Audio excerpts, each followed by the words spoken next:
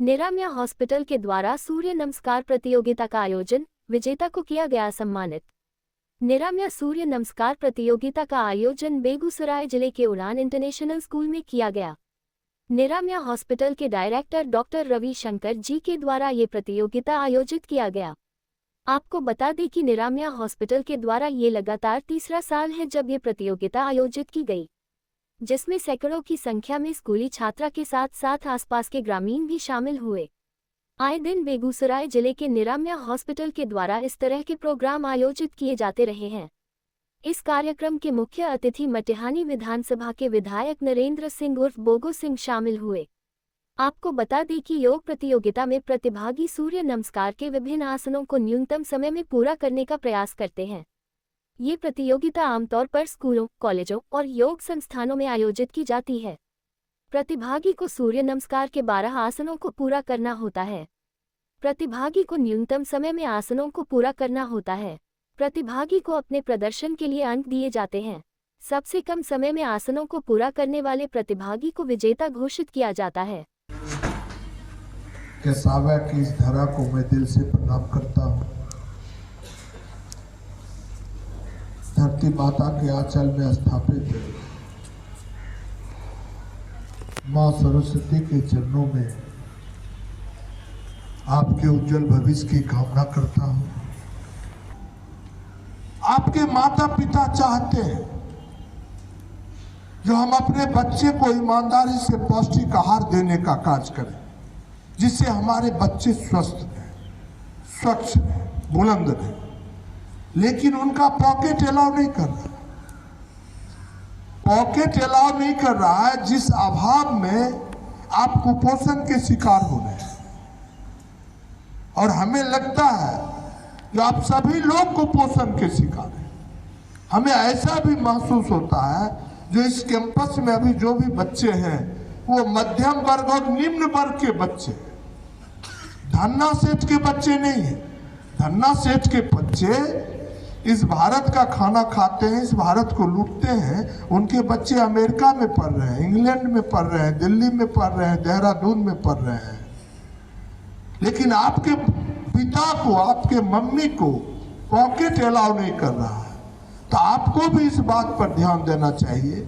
जो हमारे माता पिता अथक मेहनत करते हैं, कुदाल चलाते हैं, साइकिल चलाते हैं, ठेला चलाते हैं, रिक्शा चलाते हैं, अथक मेहनत करके हमारे जीवन के अंधकार को दूर करने का प्रयास कर रहे हैं, तो आप उनको पारिश्रमिक देने के लिए एक तपस्या के रूप में शिक्षा ग्रहण करने का कार्य कीजिए। ये मैं आपसे उम्मीद करता हूँ, आशा करता हूँ। और विद्यालय परिवार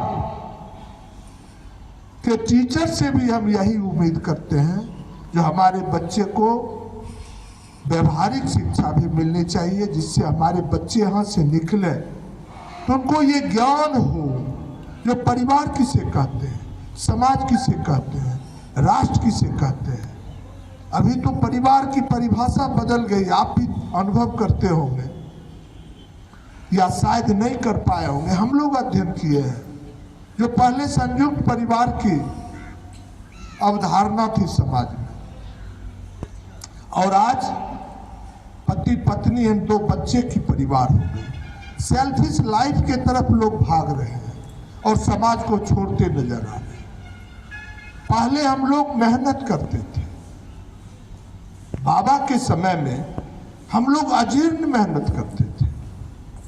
उस समय उतना योग करने की आवश्यकता हमारे पिताजी को महसूस नहीं होती थी, हमारे बाबा को महसूस नहीं होती थी, क्योंकि वो अब खुद कुदाल पारते थे, खुरपी चलाते थे, गाय भैंस की सेवा करते थे, गाय दूधते थे, गोबर उठाते थे, पूरा मेहनत करते थे। तो उनका शरीर का जो बनावट था वो फिट हो जाया करता था। वो फुल्ली मानसिक रूप से और शारीरिक रूप से फिट हुआ करते थे। लेकिन वर्तमान परिवेश में गांव में श्रम करने की आदत छूटता चला जा रहा है, और जिस कारण आपके शरीर को रोग घेरते नजर आ रहे हैं। इसके लिए मैं आप लोगों से ये आग्रह करेंगे, साथ ही विद्यालय परिवार से भी करेंगे, और मेरी आवाज़ यदि जहाँ तक जा रही है ऑल परिवार से, ऑल समाज से, ऑल विद्यालय परिवार से आग्रह करेंगे जो कम से कम प्रत्येक दिन आधा घंटा योग शिक्षा जरूर बच्चे को मिलनी चाहिए, क्योंकि योग जब आप करके क्लास में जाएंगे तो आपका ब्रेन ओवर टैलेंट हो जाएगा, फ्रेश हो जाएंगे, पढ़ेंगे उसमें कम लगेगा, मन लगेगा, प्रैक्टिकल करेंगे उसमें मन लगेगा, खाना खाएंगे उसमें मन लगेगा, लीवर भी सही समय और उचित समय को देखते हुए आपके भोजन को सुपाच्य पाचन लायक बनाने का फंक्शन करेगा, और आपको डॉक्टर के यहाँ जाने से दूरी घट जाएगी। आप जो दौड़ रहे हैं डॉक्टर के यहाँ वो घटेगा योग के माध्यम से। इन्हीं शब्दों के साथ जय हिंद, जय भारत, जय विश्व। बेगूसराय के सभी निवासियों को और हमारे समस्त साथी देशवासियों को मेरा नमस्कार।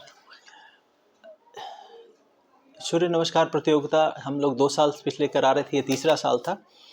बस ये एक प्रयास है कि किसी प्रकार अपना समाज अच्छे रास्ते पे चले, स्वास्थ्य को आसानी से अर्जित कर सके, क्योंकि आज के समय में जब खाना, हवा, वायु सब कुछ प्रदूषित है, तो उसमें आपको स्वस्थ रहने का एकमात्र उपाय बस व्यायाम ही है, उचित व्यायाम। और व्यायाम की श्रृंखला में योग से बढ़िया कोई व्यायाम नहीं है। और योग की बात करें तो उसमें सूर्य नमस्कार से बढ़ के कोई अच्छा व्यायाम नहीं है।